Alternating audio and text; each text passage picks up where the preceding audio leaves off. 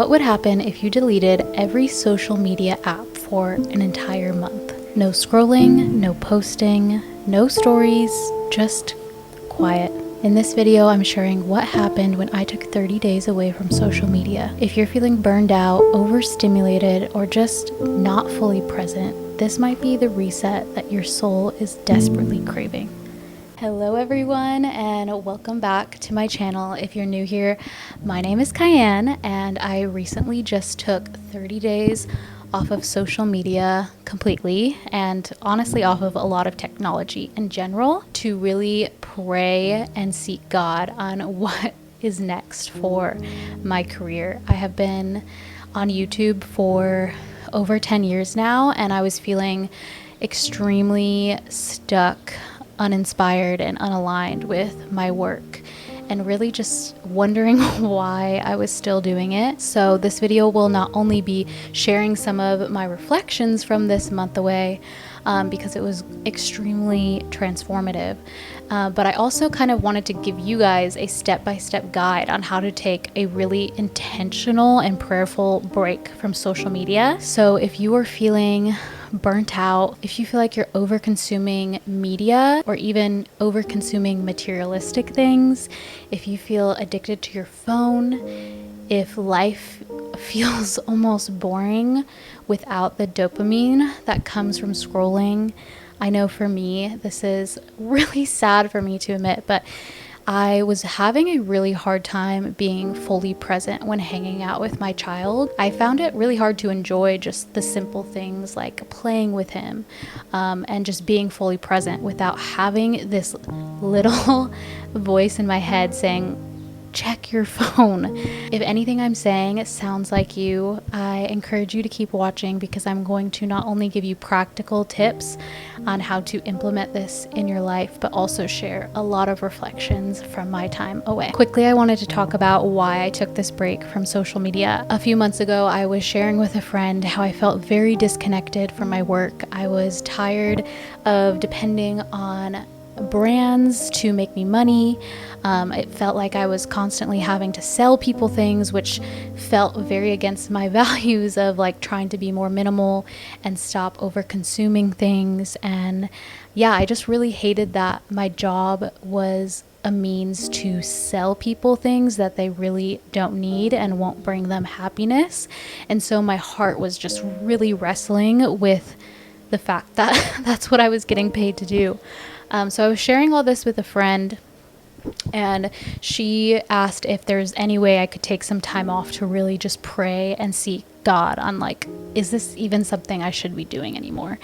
And it ended up to work out where I was able to take a month off, the month of May, off of working. So I have taken fasts from social media in the past. I probably take 1 to 2 every year, and they range from 1 to, I think I may have done a month. I feel like maybe the longest I've done was 2 weeks before. But this one was really different, and that's why I kind of wanted to break down exactly what I did.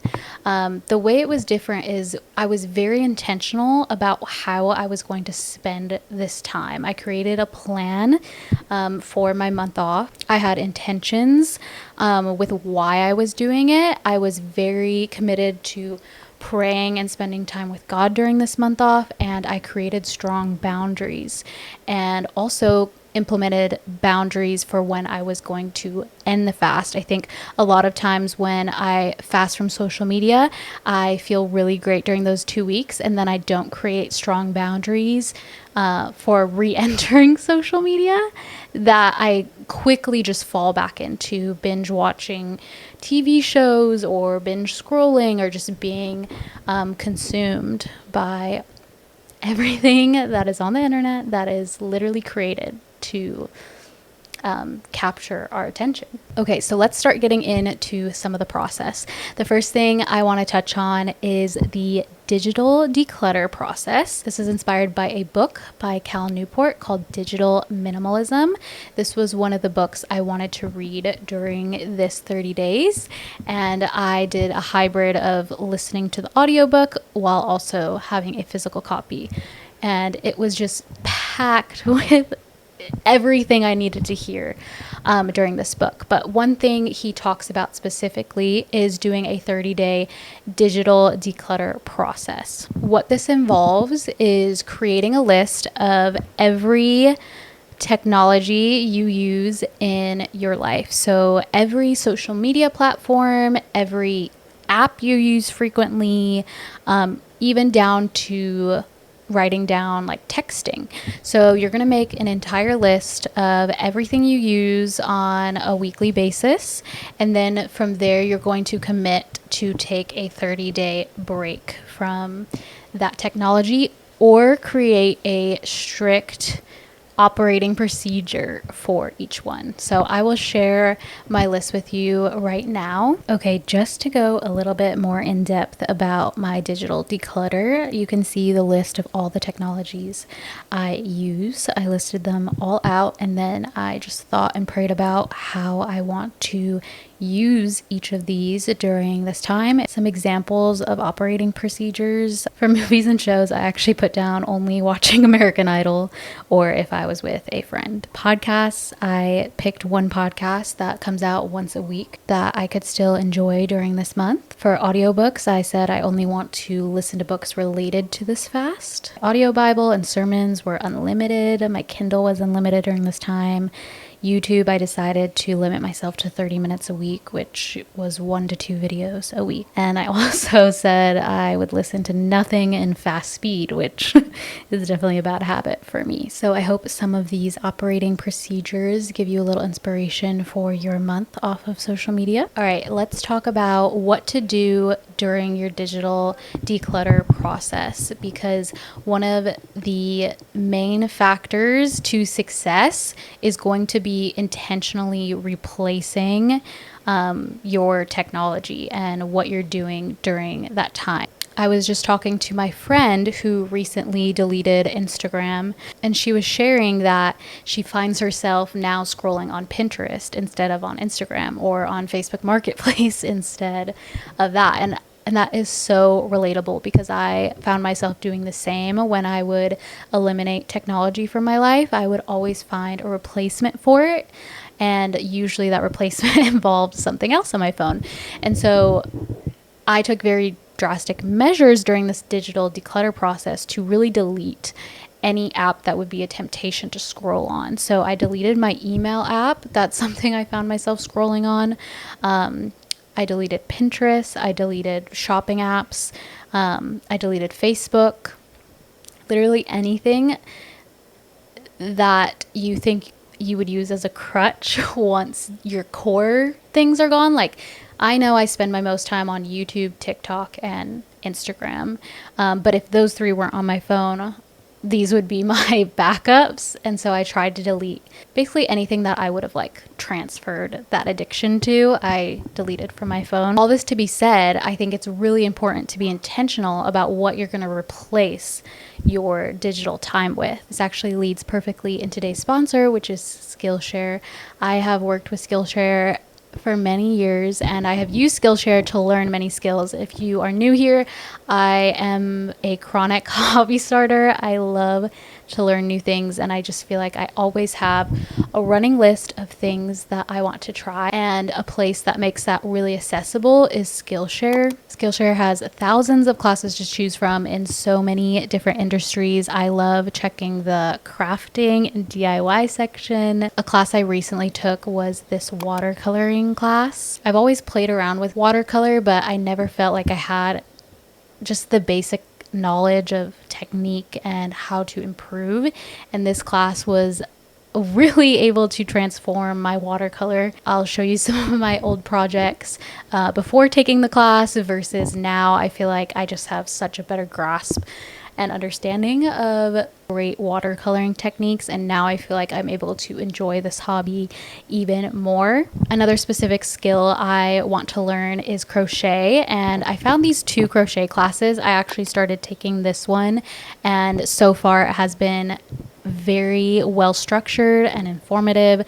That's something I think really sets Skillshare apart from other learning platforms, is that their classes are very in depth, taught by professionals who really know how to communicate and teach a skill. And a lot of their classes are 1 to 4 hours. So you're really getting an in-depth lesson where all your questions are being answered in one place instead of having to hop around to a million different videos trying to teach yourself. Skillshare does have a free 7-day trial plus a 30-day money-back guarantee.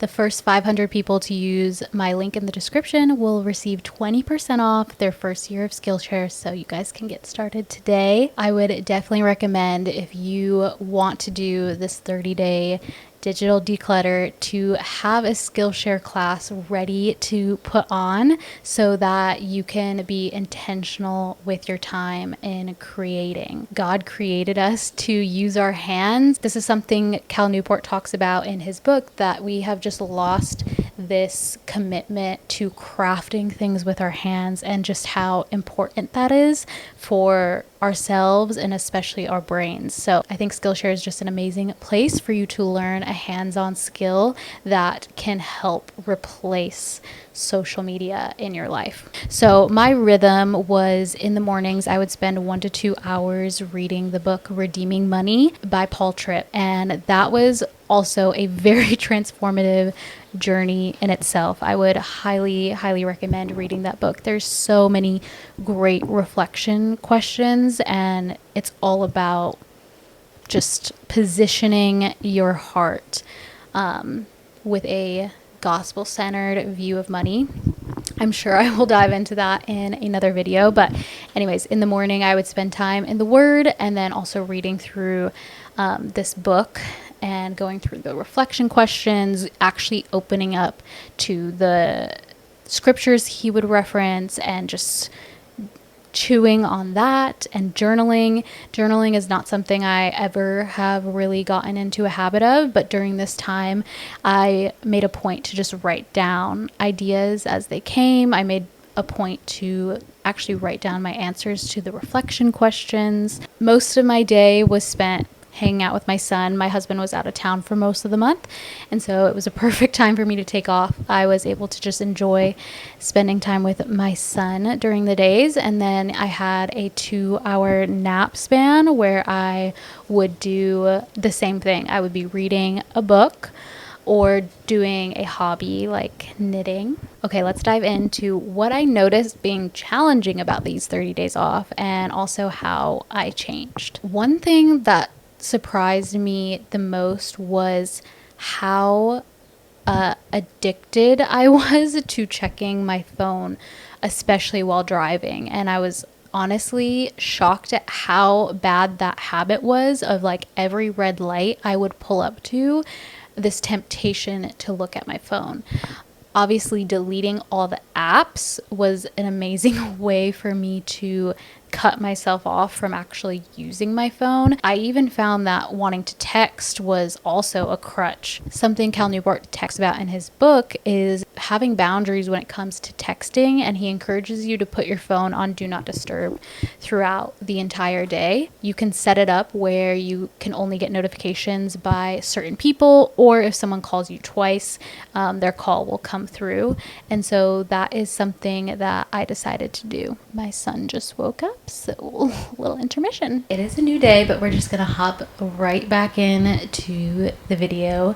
The section I left off on was what I noticed was challenging and also how I changed throughout this process. Another part of my daily routine I forgot to mention was driving time. I was intentional to bring headphones into the car with me when I would drive anywhere, and during that time I would be either listening to one of the books like Digital Minimalism, or I would be listening to the Bible recap on the Dwell app. So those were really nice uses of my time as well, to consume media, have something on that wasn't children's music, and to really just take advantage of my drives. Okay, let's talk about how I changed during this process and things I began to notice.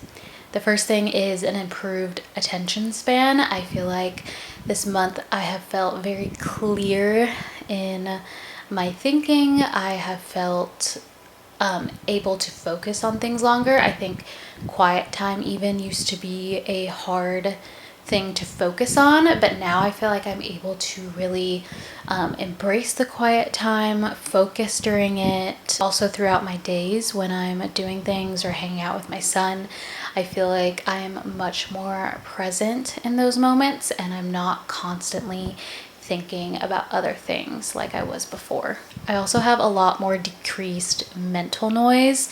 One thing I've been trying to implement is just having times of solitude and silence throughout my life. It's kind of crazy how that practice is almost completely lost in today's society, where we just allow ourselves to be silent with no intentions, just not doing anything and just really taking time to let our brains wander and just see what comes up during those times of solitude and aloneness. There are so many examples in the book of brilliant people, writers, inventors who really embraced solitude when they were working on projects and just in life in general. I don't think solitude is something necessarily like we need to move to a tiny home in the middle of the woods. It's just a small practice we can have throughout our days, and especially as a mother, I feel like having like 10 minutes of solitude every day is, I think, realistic, and it makes a huge difference. I feel like in the past, I never could feel fully focused on something. If I was thinking about my grocery list and trying to meal plan, I was also thinking about a million other things, or tempted to scroll on social media or check Instagram stories or check my emails. Like, it just felt that I couldn't focus on one task at a time. And now I feel like I truly am able to do that. I actually started reading another book by Cal Newport called Deep Work, where he talks about the difference between deep work and shallow work, and he really emphasizes the importance of training ourselves to get into a state of deep work. I feel like I've been able to get into those states of deep work more easily now that I've had these 30 days off of social media. The next thing that changed was I had a lot more creativity and peace that was really organic from my soul, and I was getting inspiration from books, the Bible, the Holy Spirit, instead of through comparison online. I think that's something I was really struggling with, is just consuming a lot of content and then feeling like I needed to do the same thing to be successful. So it was really cool during this time to just see how many ideas, content ideas, video ideas, just a new shifting with my work came to life when I stopped consuming everyone else's ideas and content. Another thing that I noticed was a freedom from urgency. I felt a lot more relaxed during this month, a lot more patient, and I didn't feel just like weighed down by the pace and expectations of the world. I think when I'm on social media, I often feel like I'm not enough, I'm not doing enough, and so that was really freeing throughout this month to just not have all of these expectations on myself from comparison as well. And lastly, I just felt very inspired and aligned when it came to work, which is not something I have felt very often in the last few years. I was just getting so much divine downloads, it felt like, and so much purpose and inspiration behind my YouTube and also behind my other business, Sunday Matters. I was getting a go-ahead on a product idea I've had for a long time, which I'll share about in the next section, which let's just get into. Now I'm going to talk about how this time off affected my business. Everyone who does this may not be able to take time off of work like I was. You may have a 9-to-5 job, or maybe working at a coffee shop or something like that. I would say that there's probably still going to be a huge impact on your work, because a lot of people, including myself, when I'm working, I am also engaging on social media as a kind of dopamine hit in between my tasks. So I do believe that this will impact your work, or maybe just some passion projects that you've been thinking about starting outside of your job. Maybe this will bring you a lot of clarity on those. But even if you are working during this time, I do feel like not having those little scrolling sessions during your workday or consuming a lot of media, I think will really impact your work altogether. The first big thing is I feel like right off the bat, like within that first week, I really was able to start defining my purpose behind social media and what my goals are. I think those will kind of be unfolding throughout, my content in the future. But I have a huge heart to help people have connections offline and also just get offline in general. It seems like such a weird message for a content creator to have. I want us to heal our relationships with consumerism and money. I want us to heal our relationship with social media and take control instead of letting it control us, just implementing strong boundaries. And I really just want all of you and myself to cultivate really deep, meaningful relationships offline. So that is a huge new purpose that I've discovered through this month off, and you will notice my videos will be a lot more geared towards those things. I still will be doing a bit of lifestyle and vlogs, but I think I've just found my greater purpose would be to help you guys create an intimate relationship with God and other people in your community, wherever you are right now. I've had a product idea in mind for Sunday Matters for a while now, something that I feel really passionate about, and through this time off, I felt like God was really highlighting that idea. My goal with being a YouTuber is to eventually get to a point where I'm not relying on brand deals for majority of my income. I would love to have a separate stream of income that really aligns 100% with my values. So this new product idea, I feel like just perfectly captures my vision for, this business and my presence online and what I want to do with my influence. So I'm really excited to share that with you guys soon. I'm going to need your help with that, getting it started. I want your input. So that will be revealed probably here pretty soon. And the last way it impacted my business was I actually got an opportunity to switch my management company. I had been telling my friend about this time off work, and she was like, have you ever heard about this management company called Slowed Community? And I was like, no, I've never heard of it. And she's like, it honestly sounds like exactly what you would be looking for. And it seems like they are really focused on working with brands that are sustainable and slow. And so I actually reached out to them and had a phone call. Going into the call, I was like, it's probably not the best time to change my management. I'll just have the call and maybe start with them in a few months if it seems aligned. But throughout the call, the co-owner was just sharing their heart behind this management company, and they actually specialize in managing slow living creators, and they prioritize only working with brands that are more sustainable and promote a slow life. That was something I expressed in my last video, where I just hate working with brands that I wouldn't buy with my own money. It felt very ingenuine to share a product that maybe I like, but I honestly wouldn't have paid for with my own money. And so this management gave me an opportunity to raise my standards and expectations, because working for them, you are expected not to work with any like fast fashion brands or just anything that doesn't align with those values. And those are the values I want to hold myself to, because not only am I holding myself to the standard, but my management is as well, and they won't even entertain offers from companies that don't align with those values. So once I got off of the call, I was like, you know what? I would really be stupid to not switch to this management ASAP.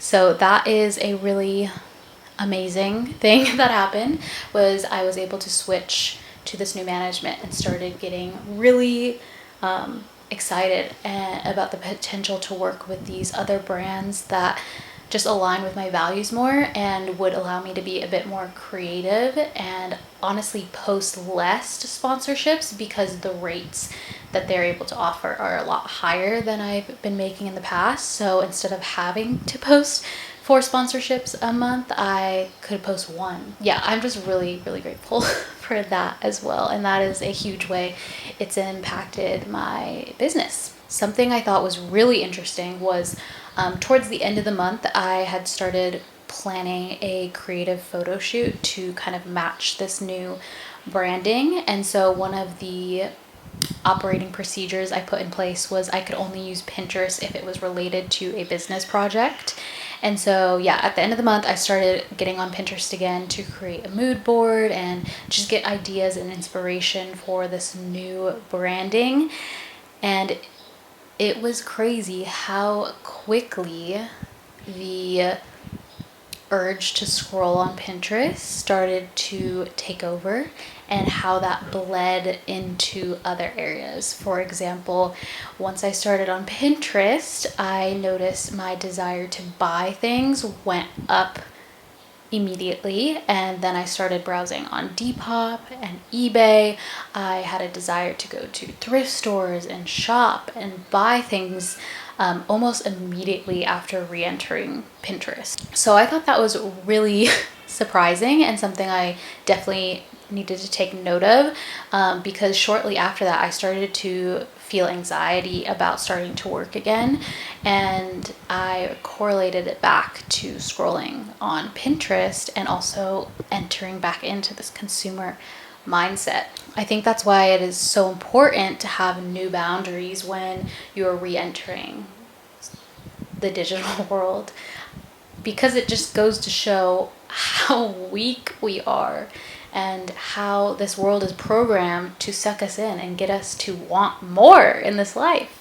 Everything online is designed to make us consumers. So that kind of leads me into this next topic, which is creating new boundaries. So back when I had that conversation with my friend a few months ago, one of the first things I heard the Holy Spirit say was, stop consuming short form content.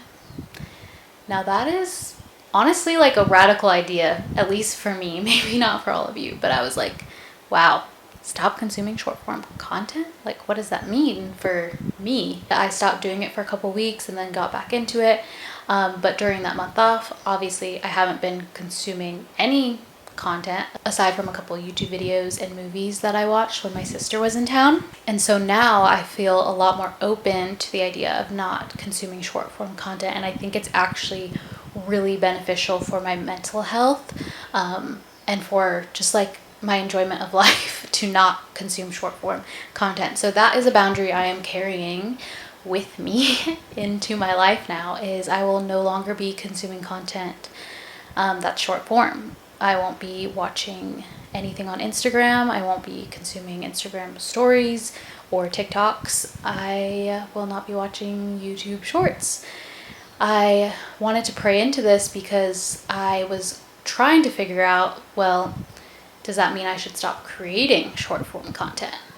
And I feel, as of now, I feel like my purpose is to reach people on those short form platforms and influence them to either stop consuming short form media or to have stronger boundaries with it. And so I feel like if the audience I'm trying to reach is on those platforms, then I will continue to create content on those platforms with that goal in mind. I could very much see myself being completely off those platforms in the future, but for now, my strategy right now is to mute everybody I follow so that my dashboard is like no posts on it, just to keep me from the temptation of scrolling, or to just use it online. But I think it's a little bit harder posting stories because you can't really post stories from the web browser.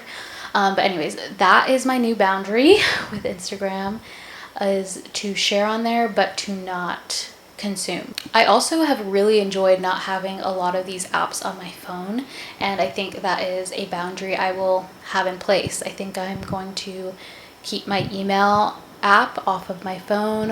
I have to have Instagram on my phone for posting, but I think I'll keep TikTok deleted. And honestly, I probably should keep Pinterest deleted as well. When it comes to TV, I feel like that hasn't been an issue in a while since we sold our television a few months ago. So that I feel like is a really easy thing that I'll be able to stay on top of. Yeah, so I just try to keep my consumption with shows to 1 episode a day. I will say if there is a show I'm really into, I definitely noticed I want to continue to watch that, like multiple episodes a day. So that is something I need to consider. I honestly haven't completely defined my new boundaries. That's something I actually should really take the time to write out. But I feel like limiting it to 1 episode a day, or only consuming like a movie or shows in Community could be a good boundary to have. I also want to take greater measures for when I'm driving. I think maybe putting my phone in the glove box might need to be something I do, like put in my AirPods, start my podcast or the audiobook, and then put my phone away. I think as a mom, I figured that like catching up on my texts or voice memos like at every stoplight was the only time I had to do it, but I think I really need to break that habit. So that is another boundary I am considering moving forward. And I do really enjoy having my phone on Do Not Disturb and like maybe scheduling out times throughout my day. Some final encouragement and your next steps to get started. The first thing I would do is just figure out a time of a 30-day span that you can commit to the digital declutter process. I would personally 100% recommend reading Digital Minimalism during your time off as well.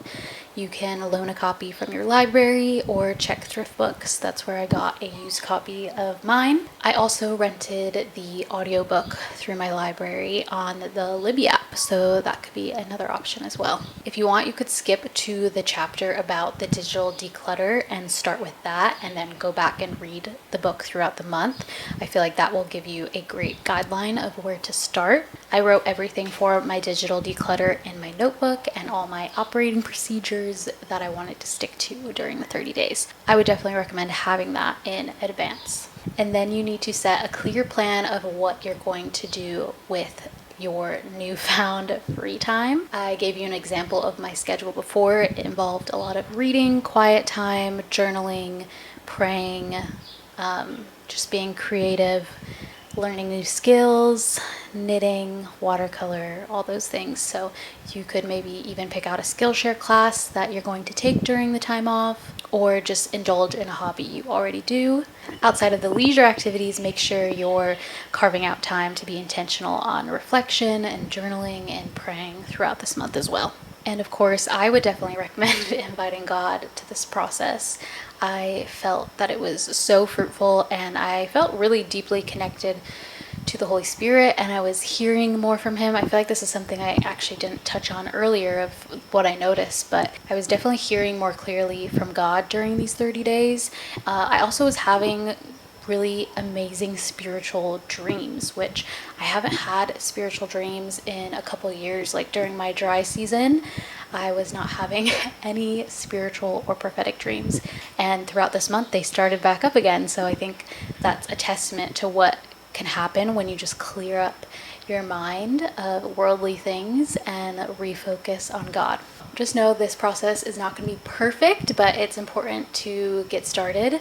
I definitely fell short of some of my operating procedures throughout the month, but as you can see, it was still a very fruitful 30 days, and I'm really excited to see what God is going to do with it in my future. if you guys are planning to do this, I would love you guys to leave a comment on what you guys would replace your social media with. I feel like that would be a great way for us to all get some inspiration in the comments.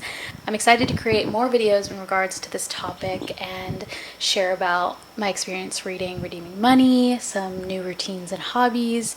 I'm also going to be going to Australia for the last 2 months of June, so I'll be sharing a little bit on that trip. I'm honestly hoping to not see you guys for 30 days on your end now, because I hope this video was inspiring enough to convince you to take 30 days away from content, even if that is my content. But thank you guys all for watching. I love you guys, and remember, Jesus loves you more. Bye.